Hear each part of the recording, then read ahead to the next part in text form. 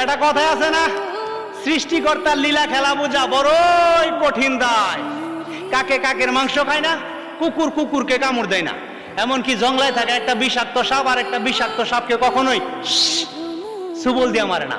অথচ আমরা মানুষ স্রষ্টার সৃষ্টির শ্রেষ্ঠ জীব হওয়া সত্ত্বেও প্রতিনিয়ত এমনে আর হেমনে, হয় ওপেনে নইলে গোপনে, কেউ কাউরে গুলি করে মারে, কেউ কাউরে জবাই করে মারে, আবার কেউ কাউরে মানসিকভাবে টর্চার দিয়ে মারে। আমারও একজনে মারতেছে মানসিকভাবে টর্চারিং করে।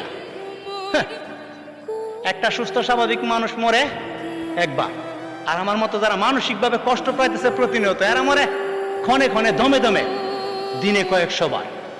আমার মনে হয় আত্মহত্যা যদি মহাপাপ না হইতো, তাহলে আমার মতো মানসিক রোগীগুলি আত্মহত্যাটারে খুব সুন্দরভাবে বরণ করত।